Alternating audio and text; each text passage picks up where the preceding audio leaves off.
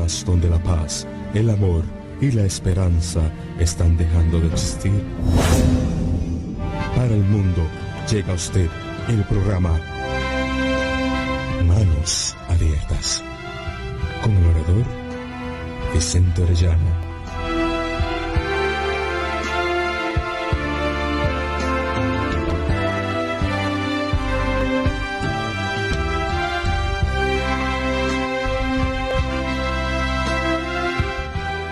Y su grupo evangelístico.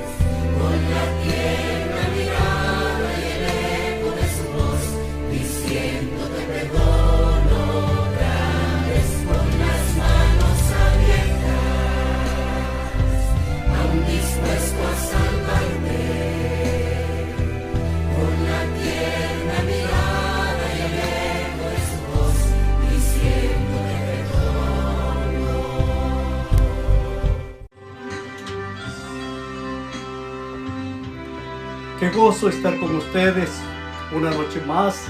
Agradezco al Señor por la bendición, por la vida que nos ha dado, por el cuidado en medio de estos días difíciles. Esperamos que la gracia de Dios esté con nosotros en esta noche y que juntos podamos estudiar la palabra de Dios. A las personas que están haciendo pedidos a través del internet, estamos tomando en cuenta y estamos orando por sus pedidos.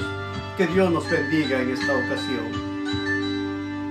Cuando sientas que el pecado ha turbado tu razón y el sabor de tus maldades rebosó tu corazón, cuando creas que tu alma solo produce maldad, solamente alza tu vista y le verás. Con las manos abiertas, con heridas sangrantes, con la tierna mirada y el eco de su voz, diciéndote perdón otra vez, con las manos abiertas, aún dispuesto a salvarte, con la tierna mirada y el eco de su voz, diciéndote perdono, con las manos abiertas, con heridas sangrantes, con la tierna mirada y el eco de su voz, diciendo que perdono otra vez, con las manos abiertas, aún dispuesto a salvarte. Con la tierna mirada y el eco de su voz, diciendo que perdono.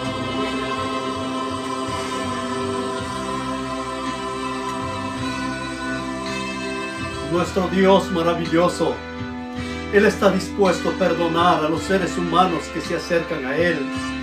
Cuando tú ya no tienes salida en tu vida, cuando todas las cosas te van mal, hay un Dios en los cielos que te ama, un Dios en los cielos que quiere tu felicidad, la felicidad de tu familia, la felicidad de este mundo. Abramos nuestro corazón a Dios y dejemos que su presencia llene nuestras vidas.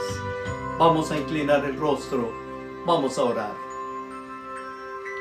Amado Padre, una vez más venimos ante tu presencia agradecidos por el cuidado, por el amor, por la protección que has tenido para con nosotros. En estos días tan difíciles, Señor, tu gracia maravillosa se ha manifestado en cada uno de tus hijos, levantándoles de la enfermedad, levantándoles de los problemas económicos, de la lucha que hay en sus vidas.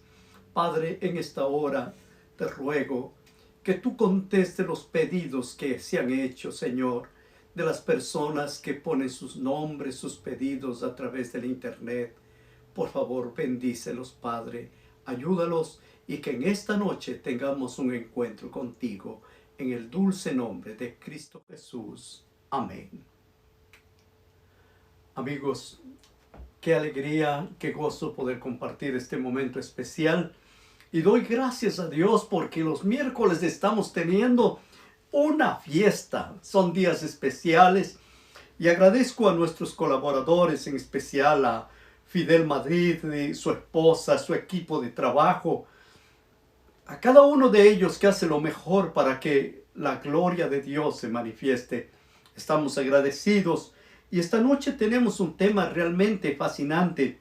El ministerio de Cristo en el santuario celestial.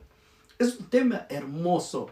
Me emociono cada vez que hablo de estas cosas porque me siento que no estoy solo en este mundo, que hay un Dios en los cielos que cuida, que actúa en medio de nosotros.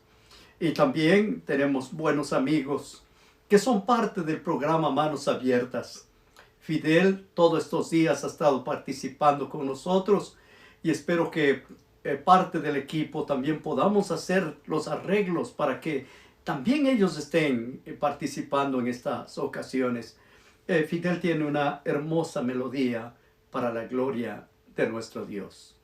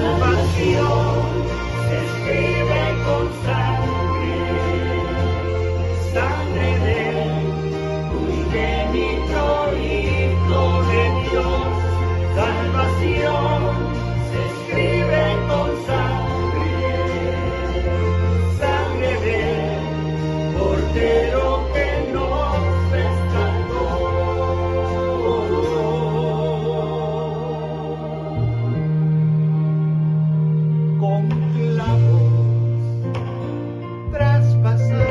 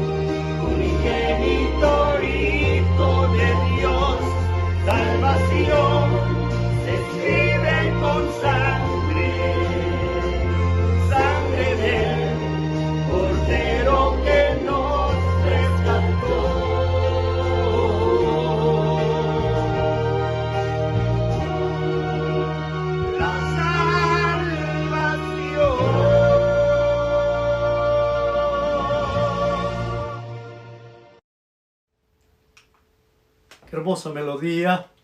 Doy gracias a Dios porque nos da la oportunidad de compartir juntos un mensaje musical y también un mensaje de esperanza. Vamos a abrir nuestras Biblias y el tema que hemos titulado El ministerio de Cristo en el santuario celestial. Cuando pensamos en el ministerio de Cristo, pensamos en esta frase: ha llegado la hora del sacrificio de la tarde. Cada tarde se sacrificaba un cordero, y en los días cuando Jesús vino a este mundo, cuando Jesús fue llevado al Calvario, ese día, allí en el templo de Jerusalén, estaba llevándose a cabo el oficio sacerdotal. Era el momento cuando el sacerdote estaba en el atrio del templo y se hallaba listo para ofrecer el cordero para el sacrificio. Tenía el cuchillo en su mano y estaba listo para matar el cordero, y de esta manera iba a ser el sacrificio de la tarde. Pero en esa ocasión, el cuchillo cayó de la mano del sacerdote. Como hubo un gran terremoto, la tierra tembló. No pudo sacrificar al cordero. Pero en ese mismo instante, el velo del templo se rasgó de arriba a abajo. Quedó descubierto el lugar santísimo y el cordero escapó. ¿Por qué? Porque allí, al otro lado de Jerusalén, en el monte llamado de la Calavera, allí estaba el verdadero sacrificio. En el otro extremo de la ciudad, en medio de nubes negras, se envolvía la cruz del Calvario. Cuando Cristo, el Cordero Pascual, exclamó: consumado es, y murió por todos los pecados del mundo. El tipo se encontraba con el antitipo. La historia de la salvación abarcaba más que eso. Iba más allá de la cruz. Y en esta noche vamos a estudiar un poquito acerca de lo que Jesús hizo por nosotros y su ministerio. Hebreos capítulo 9, versículo 28 nos dice: así también Cristo fue ofrecido una sola vez para llevar los pecados de muchos, y aparecerá por segunda vez, sin relación con el pecado, para salvar a los que le esperan. Jesús fue ofrecido una sola vez. En el tiempo del pueblo de Israel se ofrecían corderos todo el tiempo, pero este era solamente una muestra. El verdadero cordero era Cristo Jesús. Y en el libro de Apocalipsis 22, versículo 12 dice: he aquí yo vengo pronto y mi galardón contigo, para recompensar a cada uno según sea su obra. Se conoce muy poco del santuario en el cielo. Dios le había dado instrucciones a Moisés para que construyera el primer santuario que funcionaría. Y este no era más que una muestra. Esto sucedía en el antiguo pacto. En Hebreos 9:1 dice: ahora bien, aún el primer pacto tenía ordenanzas de culto y un santuario terrenal. Había un santuario terrenal y había también un orden del culto. ¿Para qué servía este? Era como la morada de Dios en la tierra. Éxodo 25:8. Y harán un santuario para mí, y habitaré en medio de ellos.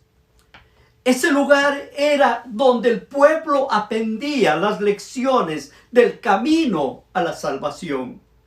El santuario del desierto.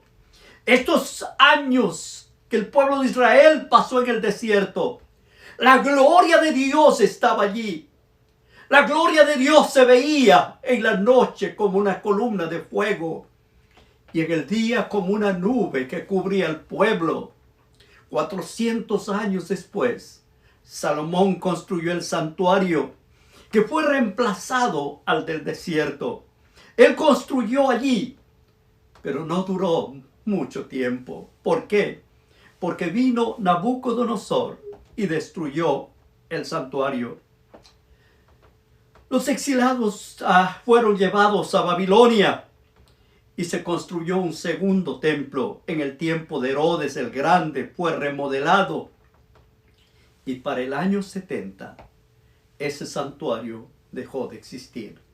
En Hebreos capítulo 8, versículo 1 y 2 dice: ahora bien, el punto principal, lo que venimos diciendo es que tenemos tal sumo sacerdote, el cual se sentó a la diestra del trono de la majestad en los cielos. ¿Para qué fue Jesús al cielo? ¿Cuál es su función en el cielo? Hebreos 8:2 dice: ministro del santuario y de aquel verdadero tabernáculo que levantó el Señor y no el hombre. Dios había levantado un santuario en el cielo, y lo que había en la tierra no era más que una muestra, una réplica de lo que había en el cielo. En Éxodo 25, versículo 9, vemos lo que dice: conforme a todo lo que yo te mostré, el diseño del tabernáculo, el diseño de todos sus utensilios, así lo harás. Moisés miró lo que Dios le había mostrado. Éxodo 25:40 dice: mira y hazlo conforme al modelo que te ha sido mostrado en el monte. El santuario de la tierra no era más que una muestra de lo que había en el cielo. Hebreos 9, 23 y 24. Pues es necesario que las figuras de las cosas celestiales fuesen purificadas así, pero las cosas celestiales mismas con mejor sacrificio que esto.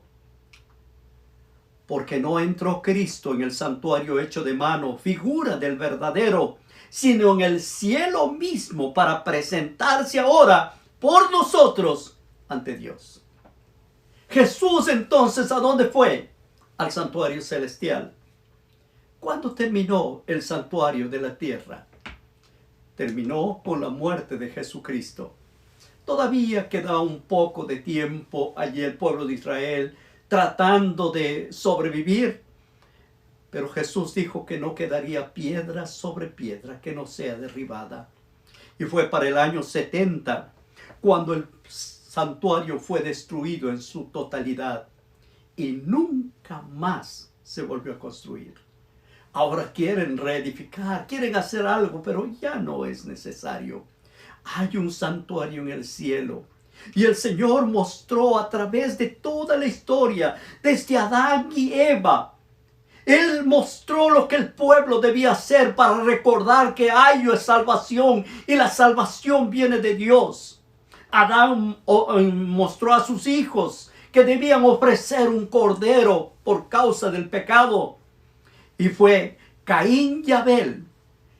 Abel ofrecía el cordero, pero Caín ofrecía lo que a él se le ocurría.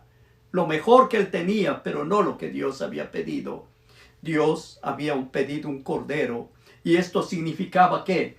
Significaba el sacrificio de Jesucristo para la redención. Hoy Jesús en el santuario celestial intercede por ti y por mí. En los Salmos 11, versículo 4 dice: Jehová está en su santo templo. Jehová tiene en el cielo su trono y sus ojos ven. Sus párpados examinan a los hijos de los hombres. Salmo 102, versículo 19. Porque miró desde lo alto de su santuario. Jehová miró desde los cielos a la tierra. El Señor habita en los cielos. Miqueas capítulo 1, versículo 2 y 3 dice: Oíd, pueblos todos, está atenta tierra y cuanto hay en ti, y Jehová el Señor desde su santo templo, sea testigo contra vosotros. el Señor, ¿de dónde? Desde su santo templo. Versículo 3. Porque he aquí que Jehová sale de su lugar y descenderá y hollará las alturas de la tierra. Y en el libro de Apocalipsis 15, versículo 5, dice: después de estas cosas miré, he aquí fue abierto en el cielo el templo del tabernáculo del testimonio. Juan en la isla de Patmos ve el templo y ve también el tabernáculo. Apocalipsis 11, verso 19. Y el templo de Dios fue abierto en el cielo, y el arca del pacto se veía en el templo, y hubo relámpagos, voces, truenos, un terremoto y grande granizo. Noten algo interesante, dice: el templo fue abierto en el cielo. ¿Y qué se vio? El arca del pacto se veía en el templo. ¿Qué era el arca del pacto? Era allí donde estaban los 10 mandamientos. Y los 10 mandamientos todavía están. Y vemos en el templo del cielo, allí está el arca del pacto. Apocalipsis 1, versículo 12. Ahí vemos a Jesús caminando en medio del santuario celestial. Noten Apocalipsis 1, 12. Y me volví para ver la voz que hablaba conmigo, y vuelto vi 7 candeleros de oro. Y Jesús caminaba en medio de esos candeleros de oro. Usted continúe la lectura en Apocalipsis, va a encontrar cada detalle interesante y maravilloso. Apocalipsis 8:3 dice: y otro ángel vino entonces y se paró ante el altar con un incensario de oro, y se le dio mucho incienso para añadirlo a las oraciones de todos los santos sobre el altar de oro que estaba delante del trono. Este santuario en el cielo. En este momento tú y yo estamos entrando en un punto sagrado. Estamos entrando en la presencia de Dios a través de la palabra. El séptimo ángel, Apocalipsis 16:17, el séptimo ángel derramó su copa por el aire y salió una gran voz del templo, del cielo, del trono, diciendo: hecho está. Ahí es cuando se termina todo. Cuando Jesús dice: hecho está, se terminó la gracia. ¿Y dónde sale esta voz? Del santuario del cielo. El profeta Daniel le fue revelado también el santuario y el ministerio de Cristo en el santuario. Daniel 7, versículo 10 dice: estuve mirando hasta que fueron puestos tronos, y se sentó un anciano de días cuyo vestido era blanco como la nieve y el pelo de su cabeza como lana limpia. Su trono llama de fuego y la rueda del mismo fuego ardiente. Un río de fuego procedía y salía delante de él. Millares de millares le servían y millones de millones asistían delante de él. El juez se sentó y los libros fueron abiertos. Este es Jesús. ¿Dónde? En el santuario celestial. En Hebreos 8:2 nos dice: ministro del santuario, aquel verdadero tabernáculo que levantó el Señor y no el hombre. Ahora, el ministerio de Jesús en el santuario celestial es algo interesante. Hebreos 4, versículo 2 dice: porque también a nosotros nos ha anunciado la buena nueva como a ellos, pero no les aprovechó de oír la palabra, por no oír acompañada de fe en lo que los que le oyeron. ¿Quiénes eran estos? Era el pueblo de Israel. Era el pueblo de Dios que había recibido este mensaje. En Hebreos 9, versículo 9 y 10 dice: lo cual es símbolo para el tiempo presente, según el cual se presentan ofrendas y sacrificios que no pueden hacer perfectos en cuanto a la conciencia al que practica ese culto. Ya ese culto no tiene validez. Versículo 10. Ya que consiste solo en comidas, bebidas, en diversas abluciones, ordenanzas acerca de la carne, impuestas hasta el tiempo de reformar las cosas. Cuando vino la reforma de todo esto, fue cuando Jesús murió en la cruz y ahora comienza el ministerio en el santuario. Gálatas 3:23 dice: pero antes que viniese la fe, estábamos confinados bajo la ley, encerrados para ellos, para aquella fe que iba a ser revelada. ¿Qué se reveló entonces? Cuando Juan el Bautista vio a Jesús, él dijo estas palabras hermosas, Juan 1:29.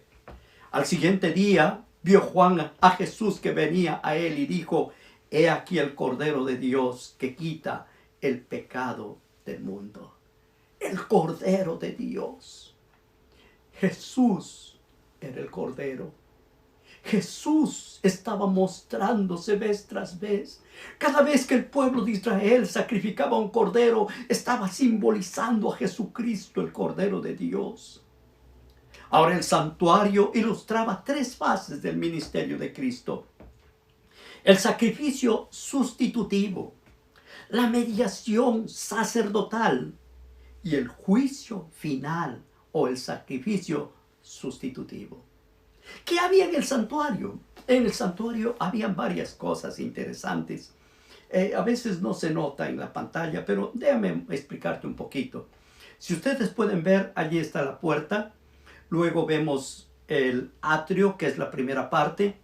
Luego está el lugar santo y luego el lugar santísimo. Mostramos atrio, lugar santo, lugar santísimo. Ahora, ¿qué había en cada uno de ellos? La puerta simbolizaba a Jesucristo. Estaba el altar de bronce. Luego venía la fuente del agua y aquí había el primer velo. Luego venían los panes de la proposición. Estaba el candelabro que está en este lugar. El altar del incienso allá. Luego venía un segundo velo y aparece al final lo que era el arca del pacto, donde estaban los 10 mandamientos. Estaba la vara de Aarón que floreció y también estaba el maná. Así es como estaba el santuario. Ahora, esto mostraba todo el ministerio de Jesús. Esto mostraba cada aspecto del ministerio de Cristo hasta que murió en la cruz del Calvario para redimirnos con su sangre. Ahora, el juicio de Dios sobre el pecado. Romanos 6:23 dice: porque la paga del pecado es muerte, mas la dádiva de Dios es vida eterna en Cristo Jesús, Señor nuestro. La muerte de Cristo fue nuestro reemplazo. Murió Jesús por mí. Cuando leo Isaías 53:6 dice: todos nosotros nos descarriamos como ovejas, cada cual se apartó por su camino, mas Jehová cargó en él el pecado de todos nosotros.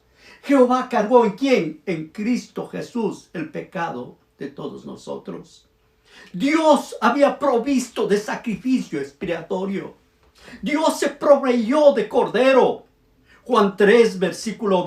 Romanos 3, 24 y 25 dice: siendo justificados gratuitamente por su gracia mediante la redención que es en Cristo Jesús, a quien Dios puso como propiciación por medio de la fe en su sangre para manifestar su justicia a causa de haber pasado por alto en su paciencia los pecados pasados. Isaías 53:5 nos dice: él herido fue por nuestras rebeliones, molido por nuestros pecados, y el castigo de nuestra paz fue sobre él, y por su llaga fuimos nosotros curados. Jesús, el mediador sacerdotal. Y esto es hermoso, noten, porque hay un solo Dios y un solo mediador entre Dios y los hombres, Jesucristo hombre. Nadie más puede estar entre el hombre y Dios. El pastor no es mediador, un sacerdote no es mediador. Solo hay un mediador. ¿Quién es? Cristo Jesús. Nosotros podemos ir directamente al trono de la gracia. Y pastor, todo lo que hay alrededor, eso no está en relación con la Biblia. Esas son tradiciones. Pero la palabra de Dios demuestra así. Hebreos 8, versículo 1 y 2 dice: ahora bien, el punto principal, lo que venimos diciendo, es que tenemos tal sumo sacerdote, el cual se sentó a la diestra del trono de la majestad de los cielos, ministro del santuario, de aquel verdadero tabernáculo que levantó el Señor y no el hombre. Acerquémonos pues confiadamente al trono de la gracia para alcanzar misericordia y hallar gracia para oportuno socorro. Hebreos 7:25 dice: por lo cual puede también salvar perpetuamente a los que por él se acercan a Dios, viviendo siempre para interceder por ellos. ¿Quién intercede? El Dios Todopoderoso, Cristo Jesús. Pero viene un juicio final, y este juicio final tiene tres fases interesantes: el juicio premilenio o juicio investigador, el juicio milenario y el tercer juicio, el juicio ejecutivo. ¿Dónde ocurren estos juicios? ¿Dónde ocurre el juicio final? Daniel 8:14 dice: y dijo, hasta 2300 tardes y mañanas, luego el santuario será purificado. Aquí está mostrando el santuario de la tierra. Y ahora dice, ¿cuándo comenzará esta purificación del santuario y del juicio final? Verso de Daniel 8:17. Vino luego cerca de donde yo estaba, y con su venida me asombré y me postré sobre mi rostro. Pero él me dijo: entiende, hijo de hombre, porque la visión es para el tiempo del fin. A Daniel se le mostró el tiempo del fin, el juicio final. Hay una clave en profecía que es interesante. Dice: te he fijado un día por cada año, un año por cada día. Ezequiel 4:6, Números 14:34, día por año. Hay una declaración de esta profecía, la más larga de la Biblia, que son 2300 días, que equivale ¿cuánto? A 2300 años. ¿Cuándo comienza y termina estos 2300 días? Daniel capítulo 9, versículo 24 dice: 70 semanas están determinadas sobre tu pueblo, sobre tu santa ciudad, para terminar la prevaricación, poner fin al pecado, expiar la iniquidad, traer justicia perdurable, sellar la visión y la profecía y ungir al santo de los santos. A Daniel se le dice que cuántos 70 semanas estarían determinadas para el pueblo de Israel cuando estaban cautivos en Babilonia. 70 semanas multiplicado por 7 días equivale a 490 años. Cuando comenzó para el pueblo judío es la primera parte, y la segunda parte para el resto de la humanidad. Daniel capítulo 9, verso 25 al 27. Sabe pues y entiende que desde la salida de la orden para restaurar y edificar Jerusalén hasta el Mesías príncipe, habrá 7 semanas y 62 semanas, y se volverá a edificar la plaza y el muro en tiempos angustiosos.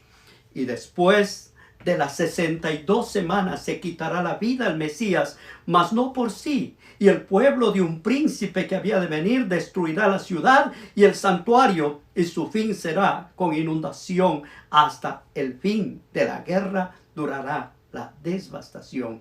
Verso 27, y por otra semana se confirmará el pacto a muchos, y a la mitad de la semana se hará cesar el sacrificio y la ofrenda.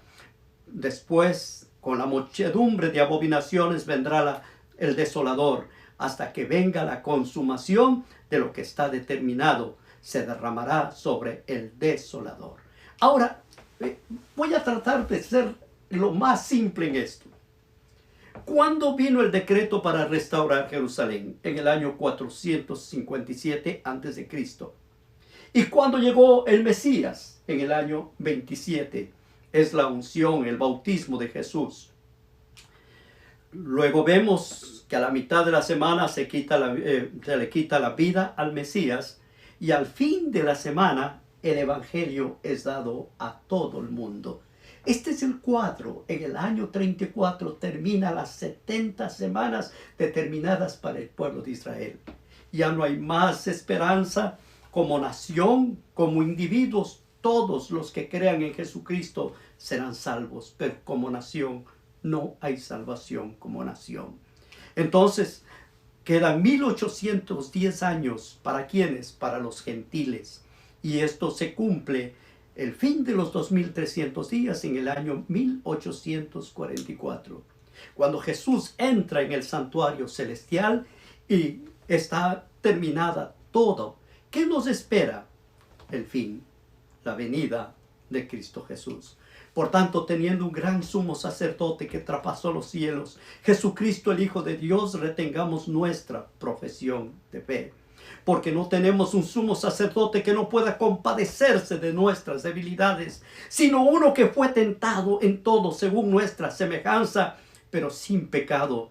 Acerquémonos pues confiadamente al trono de la gracia para alcanzar misericordia y hallar gracia para oportuno socorro. Querido amigo, es tiempo de acercarte a Dios. El juicio de Dios está por terminar y Jesucristo está por volver a esta tierra. Ábrele tu corazón y deja que la gracia maravillosa de Dios comience a fluir en tu vida. Que la bondad y la misericordia de Dios se manifieste. Que podamos juntos mirar el rostro de Jesús, volviendo en las nubes de los cielos. Jesús todavía está en el santuario celestial. Jesús todavía intercede por ti y por mí. Jesús todavía nos da la esperanza. Abre tu corazón y deja que Dios te bendiga. Cuando sientas que tus culpas pasan cargando sobre ti y el error que cometiste aún sientes su sabor, cuando sientas que a tu lado solo reina soledad, solamente alza tu vista y le verás con las manos abiertas, con heridas sangrantes, con la tierna mirada y el eco de tu voz, diciéndote perdón otra vez, con las manos abiertas, aún dispuesto a salvarte, con la tierna mirada y el eco de su voz, diciéndote perdón. Queridos amigos, qué hermoso es estudiar el santuario.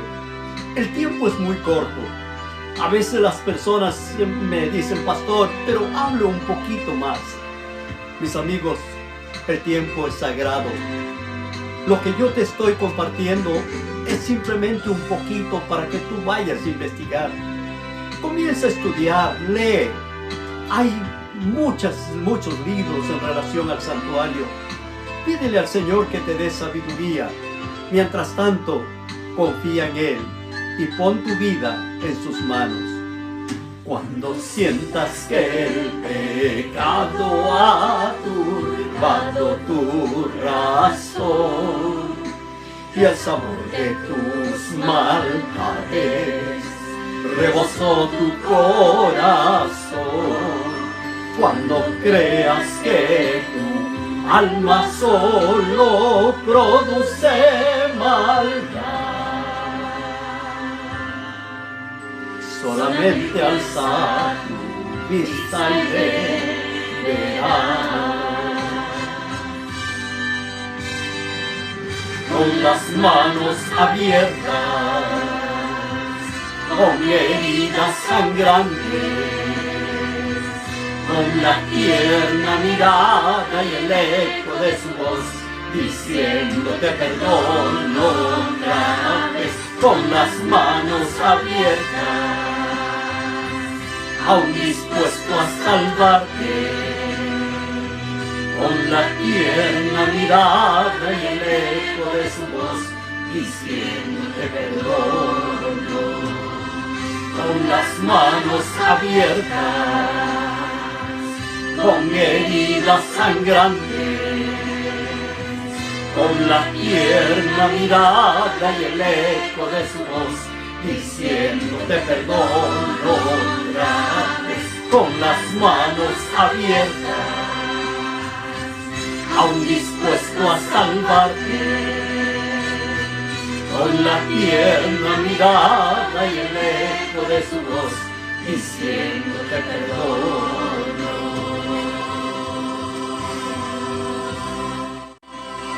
Qué hermoso es el amor de Dios. Qué hermoso es este Dios maravilloso que te ama, que dio su vida para que tú y yo tengamos vida. Su sangre nos limpia de todo pecado y tenemos el derecho para entrar en el trono de la gracia. Este es el momento para abrirle tu corazón a Dios. Este es el momento para decirle: Señor Jesús, yo quiero estar contigo en las mansiones celestiales. Quiero vivir contigo, mi Dios. Quiero amarte, quiero conocerte. Querido amigo, querida dama, querido niño, querido joven, ábrele tu corazón a Dios y deja que su presencia llene tu vida. Inclinamos el rostro, vamos a orar. Querido Padre, gracias por tu bondad, por tu amor, por tu misericordia. Señor, gracias porque diste tu vida para que yo tenga vida.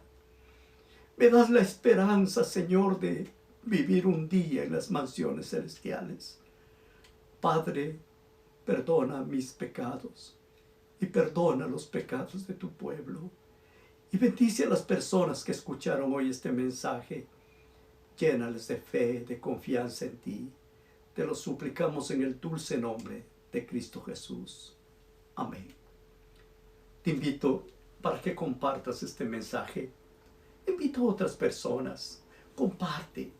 Ese es parte de tu trabajo, compartir. Mi trabajo es preparar y predicar. Tú comparte. Que Dios te bendiga.